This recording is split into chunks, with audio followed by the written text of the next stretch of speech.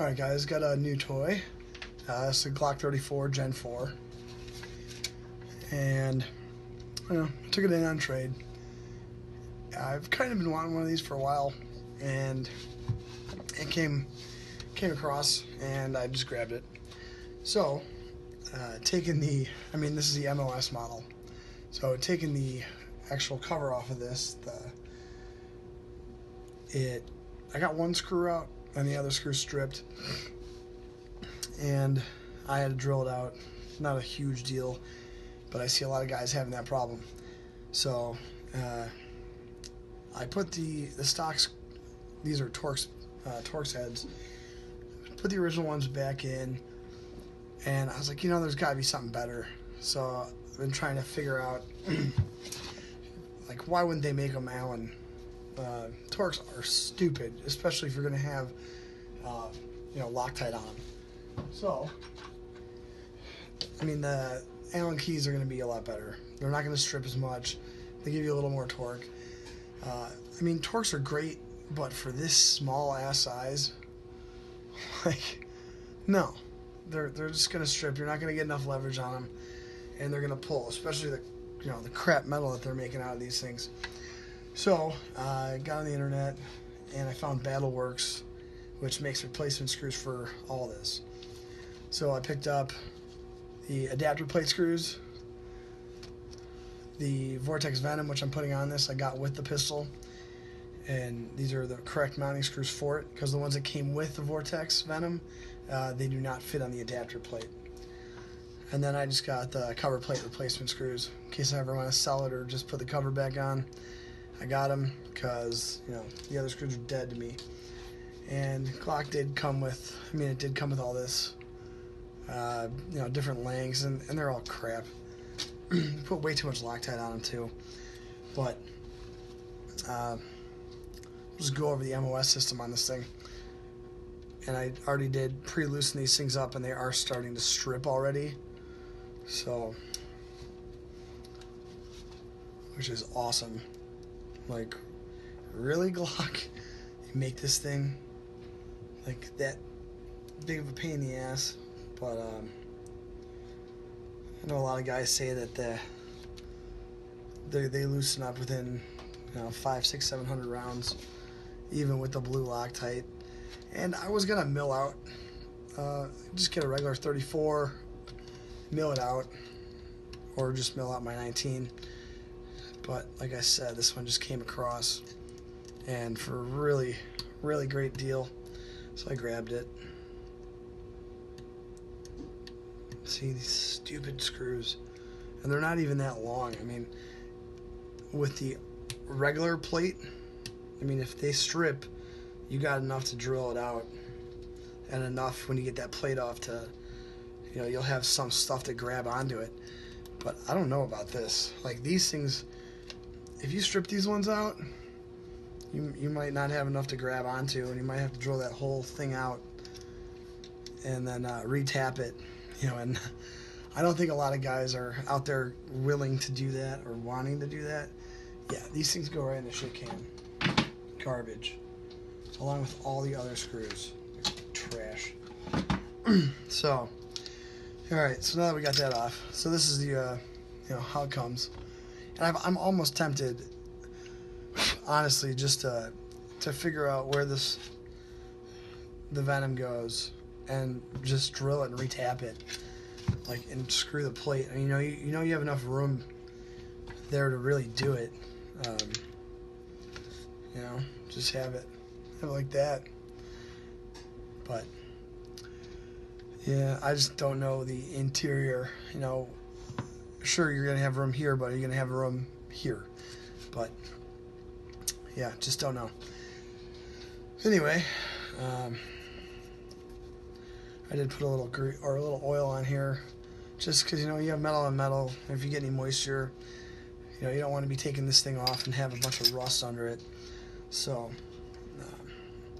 I wish I had my vise on me right here. Anyway, here are the replacement screws. As you can see, they are Allen, and they're really nice. They're 8s.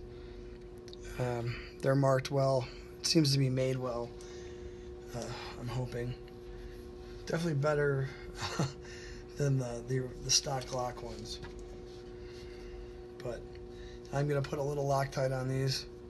Of course it's blue, but I'm not going to cake them on like Glock did. Literally not even drip them. Just dab a little bit. And I'll get one on.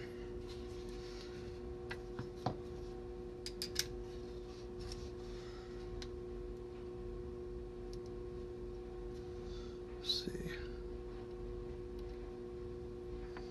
I think it's this one.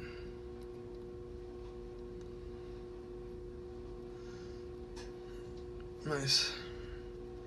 Don't worry about if you get Loctite on the finish or anything, it just wipes right off. I actually put Loctite on all my rear sights. You know, I'll put Loctite around them and then wipe them off,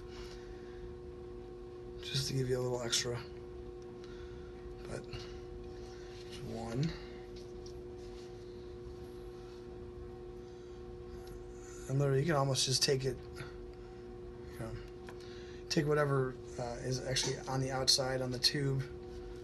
Really don't need a lot. Just enough. Yeah, you barely see it on this one, and that'll be fine. I can see just a little hint of blue on the threads.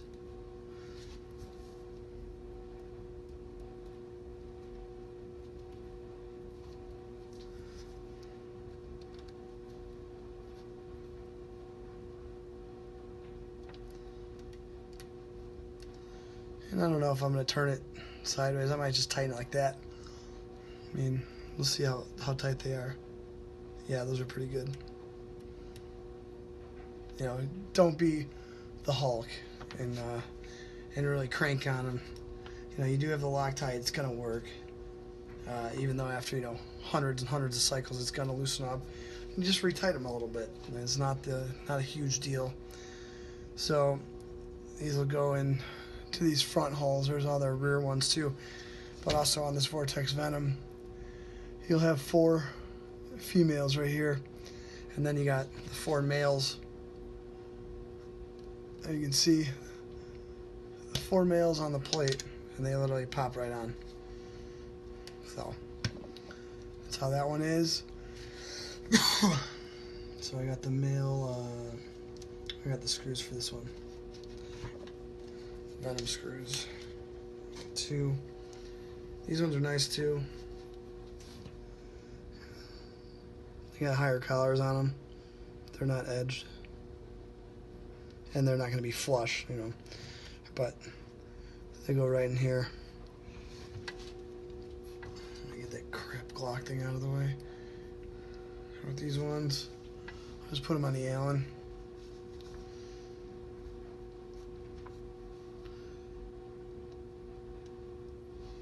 Yeah, literally got it off of the end of it.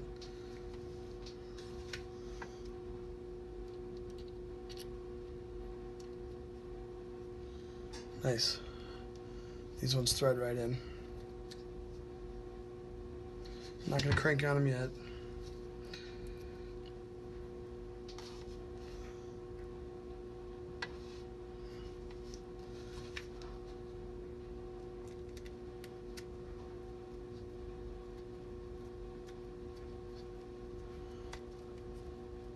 Cool. There it is.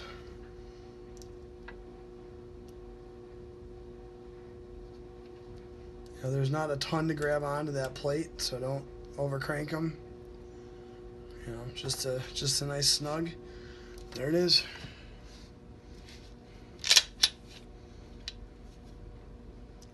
I mean, it's not the best looking thing in the world, but I'll probably shoot this competition, or this will be my bedside. But I do kind of like it. I mean, it's got the rear sight extensions on the back, so obviously I'm going to get higher sights for this, but you know, it could work for now, or maybe just even a high front sight. But you can see this is the 6 MOA dot, and I actually like the Venom I'll do a separate review later on the whole gun, but it has an auto indexing brightness on the front.